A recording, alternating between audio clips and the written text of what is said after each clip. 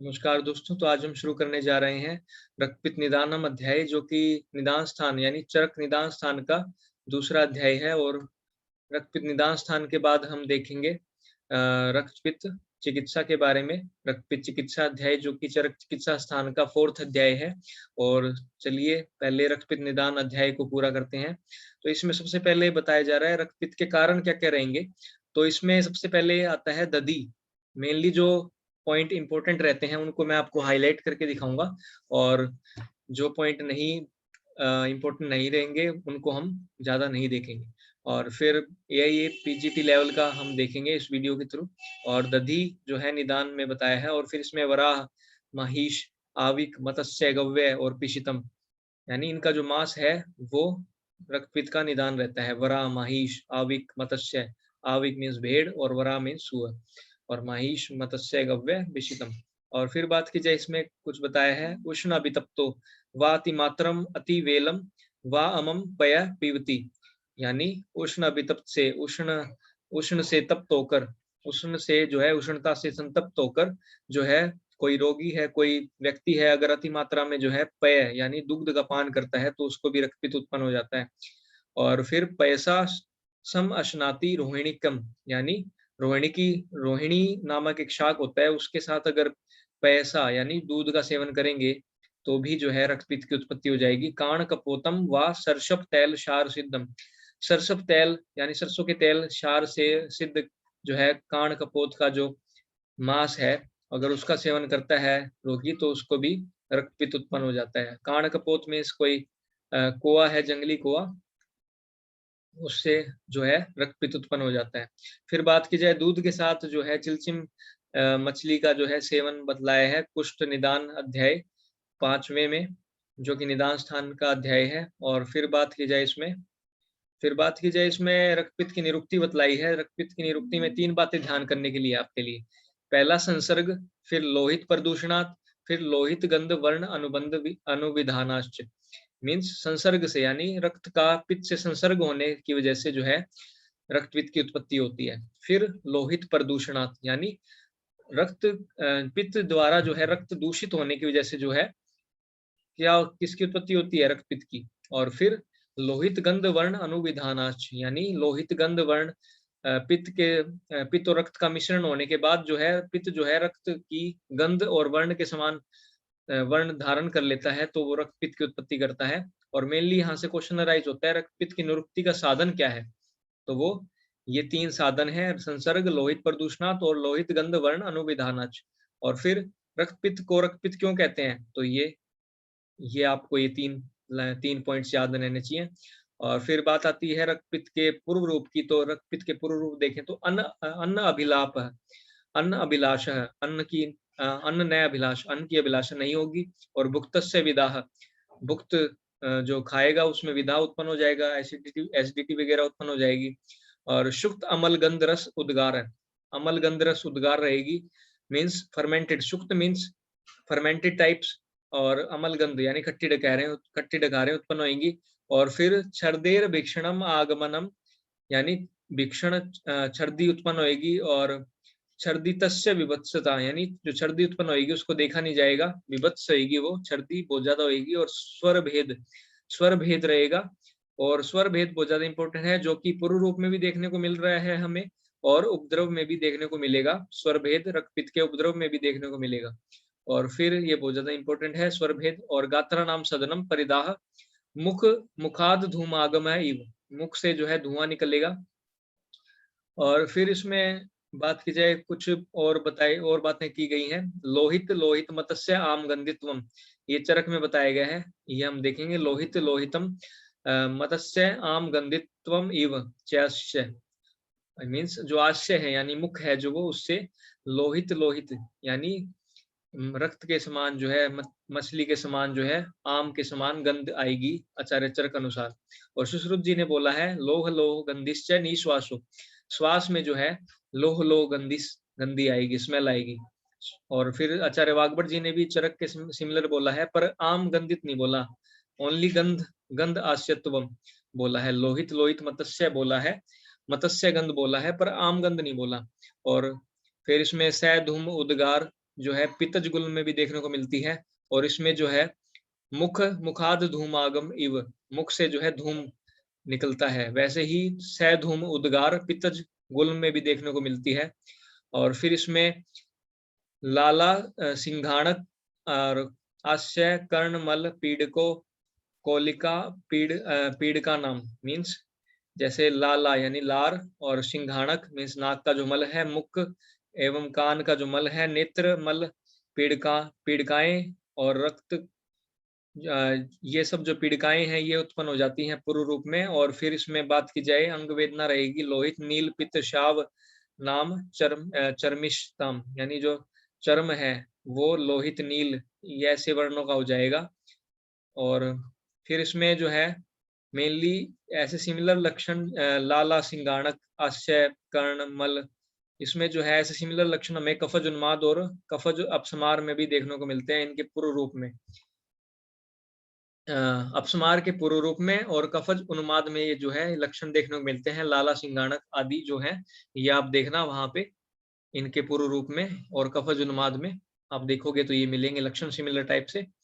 और फिर बात की जाए इसमें उपद्रव की, रक्तपित्त के उपद्रव, इसमें आपको पेर से याद करना है दौर्बल्य अरोचक विपाक, दौर्बल्य अरोचक विपाक, श्वास कास आपको पेर में याद रखना है, ज्वर अतिसार आपको पेर में याद रखना है, शोफ शोष आपको पेर में याद रखना है, पांडु रोग स्वर भेदश्च, पांडु रोग मीन्स रक्त का अधिक स्राव हो जाएगा तो पांडु रोग हो जाएगा, दौर्बल्य हो जाएगी, बहुत ज्यादा दुर्बलता आ जाएगी, अरोची रहेगी, अविपाक रहेगा, दुर्बल्य रोचक विपाक है, अविपाक है, श्वास कास ज्वर अतिसार, शोफ शोष पांडु रोगा, स्वर भेद जो है हमें पूर्व रूप में भी देखने को मिला और यहाँ पे भी जो है उपद्रव में भी देखने को मिल रहा है।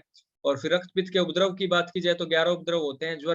ज्वर कुष्ठ में कितने उपद्रव होते हैं? 10 उपद्रव होते हैं, प्रमेय में 9 और गुल्म में 8 उपद्रव रहते हैं, ये आप नोट डाउन कर लेना। गुल्म में 8, प्रमेय में 9, 8 9 10 11, ज्वर कुष्ठ में 10 और रक्तपित्त में 11, ये 11 टोटल उपद्रव हैं। लास्ट में हमें शक्र धनुष प्रभम भी देखने को मिलेगा, ये एक अलग से बताया है असाध्य लक्षण। और फिर इसमें बताया जा रहा है मार्ग के अनुसार जो है रक्तपित्त अलग अलग टाइप के होते हैं। वो उदरवश्च अधश्च मीन्स उदर्भ रक्तपित्त और अधर रक्तपित्त होता है, जो कि अगर श्लेष्म संसर्ग से उत्पन्न हुआ यानी रक्तपित्त के साथ अगर श्लेष्मा का यानी कफ का संसर्ग हो जाए तो उदर्भ रक्तपित्त उत्पन्न हो जाता है। और अगर वात का संसर्ग है यानी रक्तपित्त में रक्त के साथ पित्त भी है और वात का संसर्ग और हो गया तो ये अधो रक्तपित्त को उत्पन्न करेगा। और फिर बात की जाए इसमें अष्टोदरीय अध्याय में जो है रक्तपित्त के भेद बतलाए हैं, तीन भेद बतलाए हैं। ये मार्ग भेद से हैं और ये भेद अलग हैं। मार्ग भेद से 2 हैं और ये अलग भेद बतलाए हैं, ये आप अष्टोदरीय अध्याय में देखना आप। और इसमें जो है 3 भेद से बतलाए गए हैं, किलास शोथ रक्तपित्त, ये 3 भेद हैं।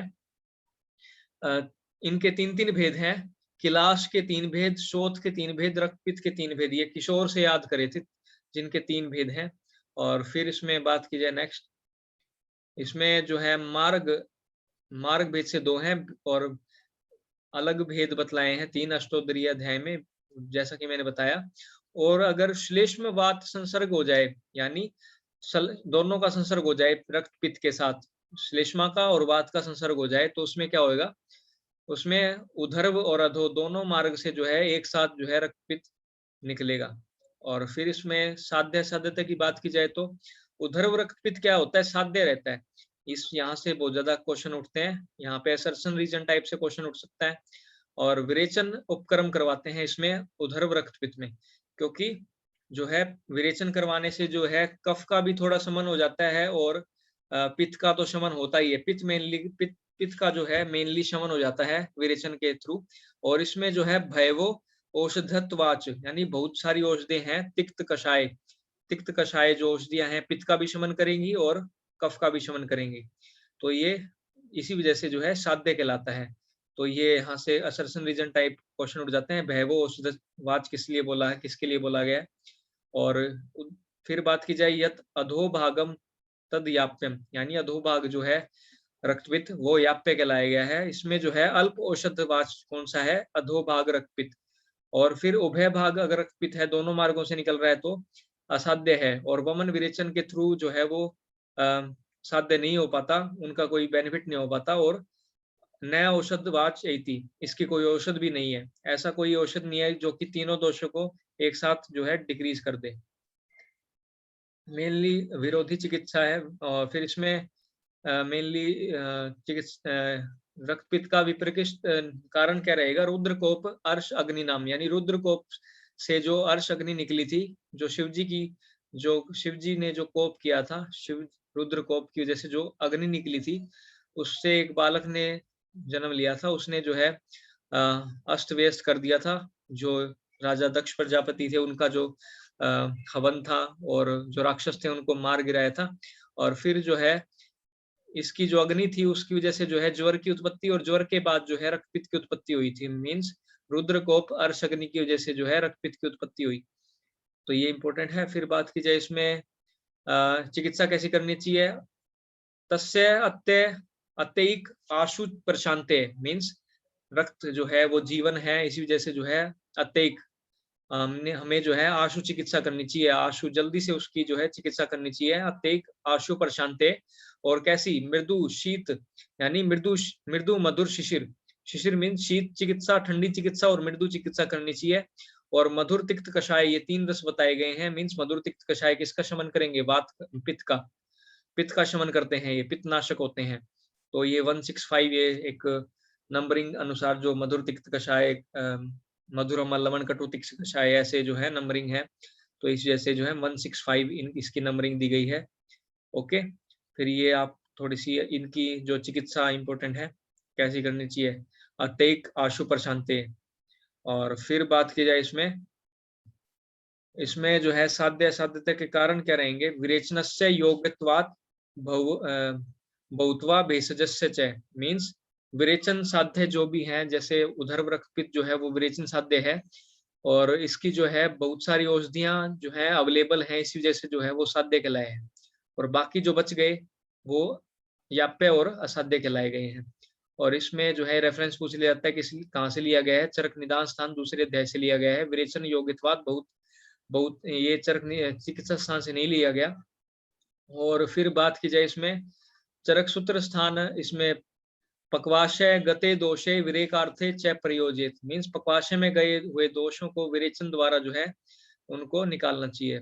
तो ये चरक सूत्र स्थान दूसरे अध्याय में बोला गया है। फिर चरक सूत्र स्थान 20वें महारोगाध्याय में क्या बोला गया है? विरेचनम तु सर्वम उपक्रमेभ्य, यानी विरेचन में क्या करना चाहिए? सर्व उपक्रम जो है पित्त के लिए बोला गया है। पित्त के लिए जो है विरेचन सर्वश्रेष्ठ कहा गया है। तो चरक सूत्र स्थान 20 में महारोगाध्याय में देखने को मिलता है। और फिर इसमें बात की जाए रेफरेंस, इसमें प्रतिमार्गम च हरणम रक्तपिते विधीयते, यानी प्रतिमार्गम यानी अपोजिट मार्ग से उसको अगर हरण करते हैं तो वो रक्तपित्त कहलाता है।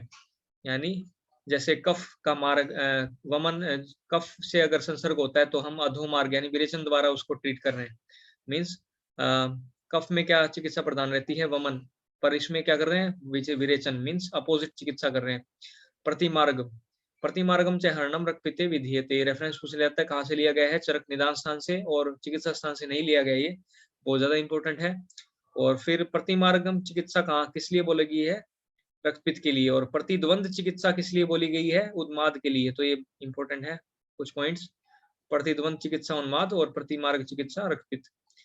फिर इसमें कुछ असाध्य के लक्षण बताए गए हैं। शक्र धनुष प्रभम जो है, अगर रक्तपित्त में जो है शक्र धनुष परम, यानी इंद्रधनुष जैसा जो है रक्त दिखने लग जाए, इंद्रधनुष समान वर्णी अलग अलग रंगों वाला दिखने लग जाए, तो वो असाध्य कहलाएगा। और रक्तपित्त असाध्यम तदवासो रंजनम चैत, मीन्स अगर कपड़े पे जो है रक्तपित्त वाला जो रोगी है, वो अपना जो रक्त निकाल के वहां पे अगर उस पे लग जाता है किसी कपड़े पे, तो वहां से जो दाग है उसका वो नहीं जाता। इस वजह से जो है ये रेफरेंस है, पूछ लिया जाता है रक्तपित्त असाध्यम तदवाससो रंजनम चयत। तो ये इंपॉर्टेंट है। अगर कपड़े पे अगर रंग चढ़ जाए रक्तपित्त का, तो वो छूटने का नाम ही नहीं लेगा। तो ये इंपॉर्टेंट है। और यहीं पे जो है हमारा चैप्टर समाप्त होता है। अगर कोई भी डाउट है तो आप कमेंट बॉक्स में बता सकते हैं, कमेंट बॉक्स में शेयर कर सकते हैं। ओके, धन्यवाद। आज के लिए इतना ही।